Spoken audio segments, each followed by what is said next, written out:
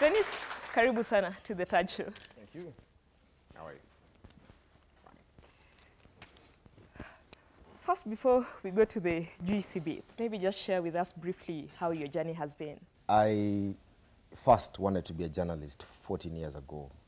There's a time my mom came home and she found me imitating a news anchor, reading a newspaper. So my mom told me, I thought you wanted to be a nurse. I told her, I think I want to be a journalist. So since 2004, I have been one. I started off as a camera person, straight from college. And after a few years, I decided to be a journalist. I decided to be a reporter. Here I am now. You're famously known for unearthing, very sensitive issues, very sensitive stories. How does that pose a security threat to you as Dennis? It's a fact and it's a reality that if I don't do it, then it will never be told. Security challenges are there, but we also try to make our own private arrangements. What drives me to do this kind of work is the moment I expose you doing something wrong, I think I'm not the worry. The worry is the authorities that will come for you. You cannot kill the messenger, but sometimes messengers are killed. Like case files, how difficult is it to go just behind the scenes and get this story? I've been covering crime stories now for the last 5 years, I guess. And my biggest entry was in 2007 when we covered the Mungiki massacres. There's a way that crime unites societies. So if societies feel we are under the siege of criminals, societies tend to unite, tend to look at things uniformly.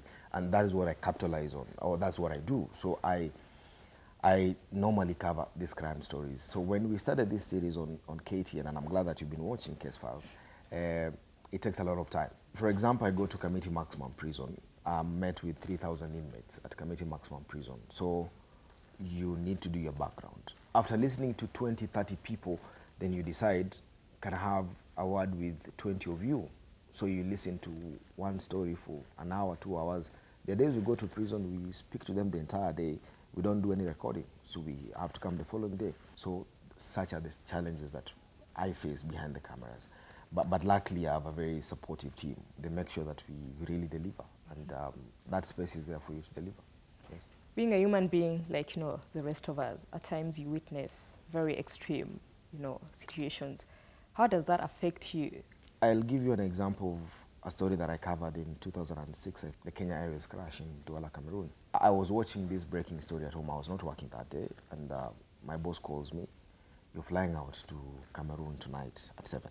So I get to the office. They need you to go to Douala, Cameroon, do the camera work, do the reporting in Swahili and English, and do the editing of the story before you send it. Trust me, it was not an easy thing. You get to Douala, Cameroon, I don't know anyone in that town. I've just landed, 5 hours of flight. It's 3 a.m. in the morning. I don't speak French.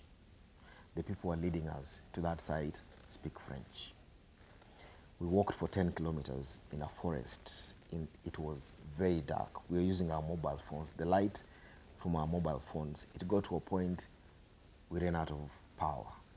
10 kilometers with a camera and a tripod and a microphone. You get to a site, the first thing that tells you you're near that site, it's jet fuel. The smell of jet fuel and the smell of decomposing bodies, because I think they'd been on the ground for some time.